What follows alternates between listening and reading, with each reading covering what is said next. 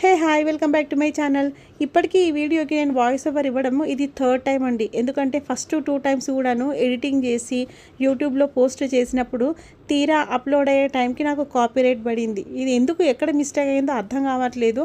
కానీ నేనైతే చివరి ప్రయత్నంగా మళ్ళీ ఒకసారి అయితే ఈ వీడియోని ఇలా వాయిస్ ఓవర్ అనేది ఇస్తున్నాను. ఏంటోనండి, ఎంత కష్టపడి చేసినా 5-10కి మించి లైక్లు అయితే రావట్లేదు. ఇక వ్యూస్ అంటారా 20, 30, 40, 50 అంతకు మించి పోవట్లేదు.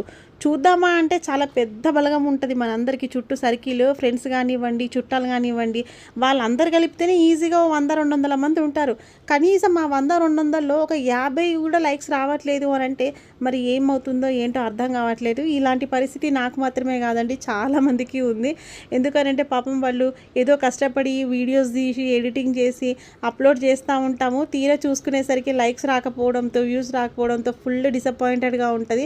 బట్ నేను మాత్రం అయితే ఈసారి అలా అనుకోవట్లేదు. కంపల్సరీగా నాకు లైక్స్ రాకపోయినా పర్వాలేదు, వ్యూస్ రాకపోయినా పర్వాలేదు, నేను మాత్రం కన్సిస్టెన్సీ మెయింటైన్ చేయాలని గట్టిగా అనుకున్నాను అనమాట. సో చూద్దాం ఎంతవరకు అయితే నా ప్రయత్నం అనేది సక్సెస్ అవుతుంది అని చెప్పేసి. నాకు తెలిసి యూట్యూబ్లో సెట్టింగ్స్ కూడా ఇంకా చాలా చేంజ్ చేసుకోవాలేమోనండి. నాకైతే ఎక్కువగా తెలియట్లేదు ఆప్షన్స్ ఏంటి అని చెప్పేసి. జెన్యూన్గా వీడియోస్ తీయడము, నాకు వచ్చినంత వరకు ఎడిటింగ్ చేయడం, ఇలా పోస్ట్ చేయడం తప్ప ఇంకా వేరే ఆలోచనలు అయితే ఉండట్లేదు. మీలో ఎవరికైనా కనుక ఈ యూట్యూబ్ గురించి పూర్తిగా సెట్టింగ్స్ తెలిస్తే నాకు హెల్ప్ చేయండి. అన్నట్టు మీకు ఒక విషయం చెప్పడం మర్చిపోయానండి. రీసెంట్గా నాకు వాట్సాప్కి ఒకరైతే మెసేజ్ చేశారు. అంటే వాళ్ళు ఎవరు ఏంటి అనేది అయితే నేను రివీల్ చేయను. తెలిసిన వాళ్ళే, అంటే నాకు హెల్ప్ చేద్దాము అన్న ఉద్దేశంలోనే వాళ్ళు మెసేజ్ అనేది చేశారు.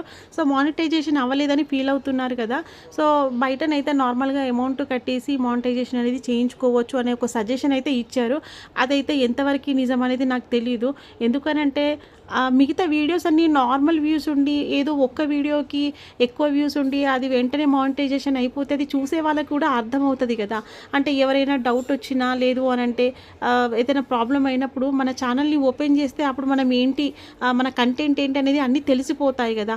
సో అది ఎందుకండి, అంటే ఏదో 10 మందిలో నాకు మానిటైజేషన్ అయిపోయిందని చెప్పుకోవడానికి తప్ప పెద్దగా యూజ్ అయ్యేదైతే ఏమీ ఉండదు. ఏం పర్వాలేదు, నాకు ఇంకో 6 మంత్స్కైనా పర్వాలేదు, 1 ఇయర్కైనా పర్వాలేదు, ఇంకో 2-3 ఇయర్స్కైనా పర్వాలేదు. మానిటైజేషన్ కోసం నేనైతే వెయిట్ చేస్తాను. బట్ ఇలా ఫేక్ బయట అమౌంట్ ఇచ్చి అలాంటివి చేయించుకోవడం అయితే నాకు ఇంట్రెస్ట్ లేదు.